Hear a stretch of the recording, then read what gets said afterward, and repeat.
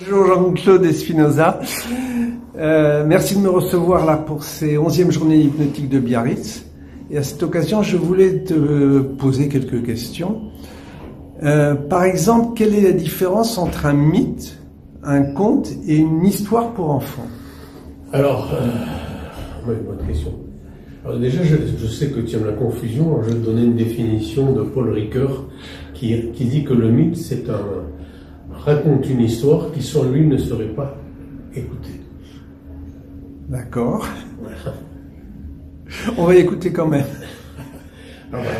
Alors le mythe, c'est surtout quelque chose qui est culturel. C'est-à-dire que les héros des mythes, ce sont des gens surnaturels, ce sont des histoires fabuleuses. Et leur but, c'est de sauver l'humanité, c'est de s'occuper de l'humanité, ou des religions aussi, puisque grâce aux mythes, on peut faire des religions. Voilà. Alors, les héros qui sont dans les mythes sont, comme je viens de te le dire, des gens assez extraordinaires, mais il n'y a pas de jugement moral. C'est-à-dire qu'il n'y a pas de bien et de mal. Il est pour sauver l'humanité, point la ligne. Ça peut être un terroriste qui va défendre son pays, par exemple, il fait du mal par rapport aux autres, mais il est un héros. Voilà ce que c'est. Et là, il y a une quête, dans tous les contes, mais aussi surtout dans les mythes, il y a une quête du héros qui va partir pour faire des choses assez extraordinaires et, comme je l'ai dit, sauver l'humanité. Voilà. Oui. Ça, c'est le mythe. Le mythe aussi dépend du milieu culturel. Ça implique quoi? Ça implique qu'il n'évolue pas, un mythe. Il reste toujours le même. Quel que soit le pays, il reste le même. La différence avec le conte, c'est que le conte, lui, il dépend du milieu naturel. C'est-à-dire que un conte va bouger sans arrêt. Il va s'enrichir sans arrêt des choses.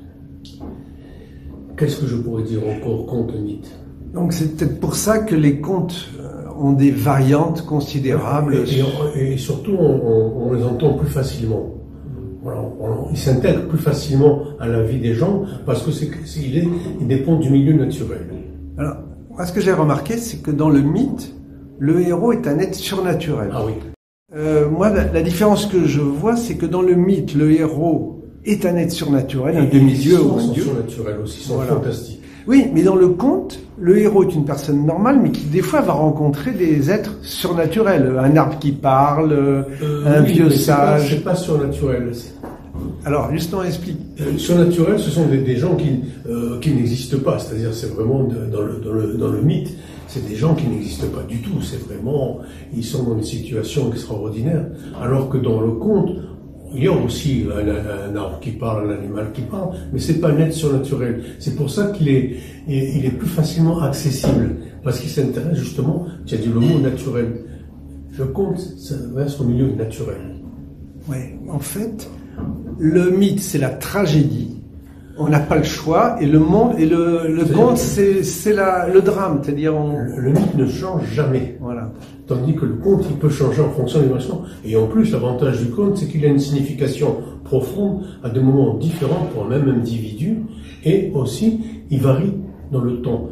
Et je crois que c'est important de prendre cette notion-là, c'est qu'on a souvent des stagiaires qui viennent nous voir, et qui racontent une histoire. Et très souvent, ils sont déçus parce que ça marche pas. Non, effectivement, parce que le conte, justement, s'adapte à l'histoire du moment. Et si on peut raconter quelquefois le même conte un mois après, quelques consultations après, et là, il y a une signification, parce qu'il évolue en même temps. Alors que le mythe, non, lui, ne bouge pas. Voilà la différence. Alors, il y a quand même une relation entre mythe et conte, il ne faut pas exagérer. C'est surtout la même chose, c'est la quête du héros. Le héros, dans le conte ou dans le mythe, part. Sauf que dans le mythe, le héros, c'est pour sauver le monde. Dans le conte, c'est matériel. Le petit poussé, on parle que de lui, il fait des trucs pour sauver sa famille. Sauf qu'en même temps, il est quand même pas très moral, le petit poussé, parce qu'il se débrouille pour faire égorger les filles de Londres, et il lui pique en même temps les bottes de cette fille. Tu vois, la morale n'existe pas trop. Ça, c'est une des choses qui m'avait étonné. quand j'ai eu des enfants, maintenant ça monte, et que j'ai commencé à leur lire les contes qu'on m'avait lus quand j'étais jeune, j'étais effaré, épouvanté de voir les horreurs qu'il y avait dans les contes. Oui. Et je me demandais comment les enfants peuvent aimer ça. C'est important ce que tu dis là. Là aussi, le conte, par exemple les contes de Perrault qui sont vraiment effrayants, raconter ça à un gamin de 6 ans, ça va lui faire faire des cauchemars. À 11 ou 12 ans où l'enfant a évolué, il est capable de les entendre plus facilement. Donc là, il faut aussi faire très attention. Le conte aussi, ça dépend du moment de l'enfant, du sujet. Voilà. C'est des moments précis de la vie. Il va avoir une action. Le conte de Perrault, tu racontes ça à 6 ans, tu es sûr qu'il va y avoir des cauchemars. Alors, comme je dis, pourquoi, je suis jungien, tu le sais, donc pourquoi il y a quand même des analogies entre le mythe et le conte quand même, ça dépend de l'inconscient collectif, c'est-à-dire de ce qui nous passe dans notre vie.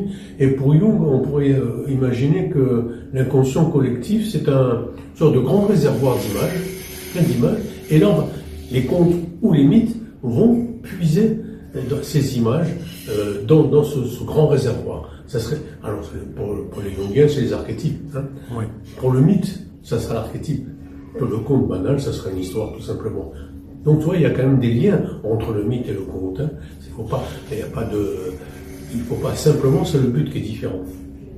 Une histoire extraordinaire, des gens extraordinaires, c'est le mythe. Le conte, c'est n'importe qui.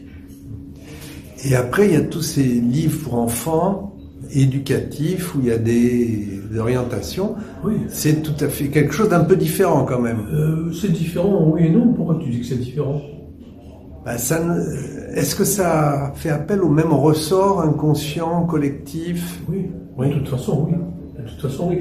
Alors tu sais, puisqu'on est quand même à l'ère de l'ordinateur, on pourrait penser que l'inconscient collectif, c'est un peu le cloud.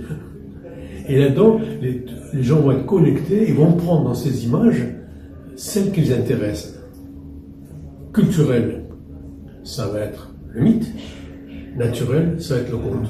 Mais au départ, tu vois, il y a quand même un fond commun, oui, qui est l'inconscient collectif. Dans les points communs que je retrouve, il y a la quête.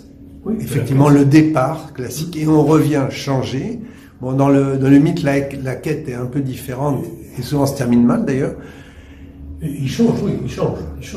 Mais tu vois, ça va être la quête. La quête du mythe, c'est un grand héros.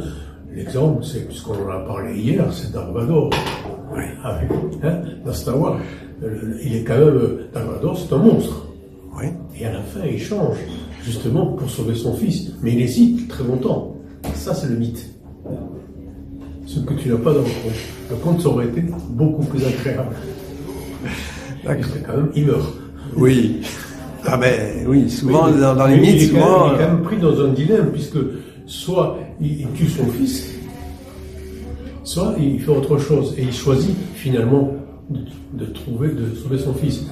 Et au départ, il l'a quand même amputé. Ce que je veux dire, c'est qu'il n'y a pas de morale surtout dans les mythes. Il n'y a pas de morale. Le bien et le mal, on ne connaît pas. C'est l'humanité.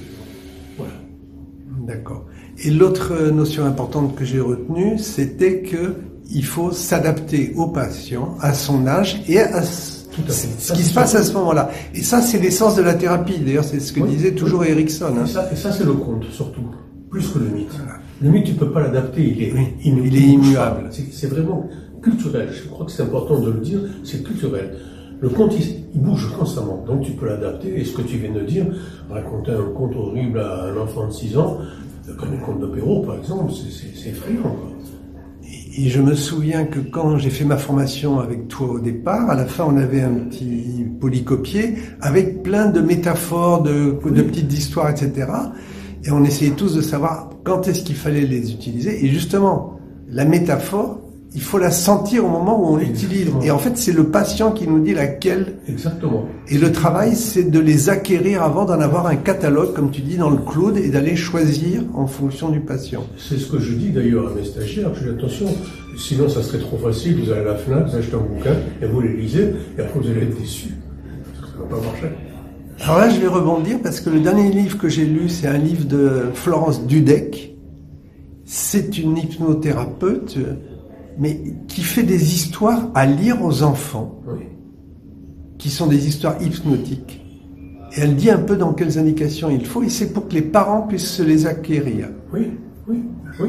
Mais là encore, c'est pas raconter une histoire, parce que tu vas le lire, c'est pas sûr que ça tombe pile au moment.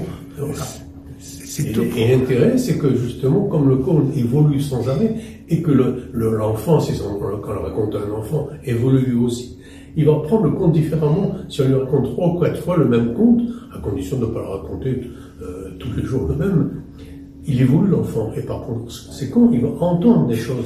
Et tu as dit une chose importante, tu as dit l'intention. J'ai fait une expérience avec des patients en moi. J'ai pris 7 patients différents, avec des pathologies différentes, et je leur ai raconté le même conte avec mon intention à chaque fois différente.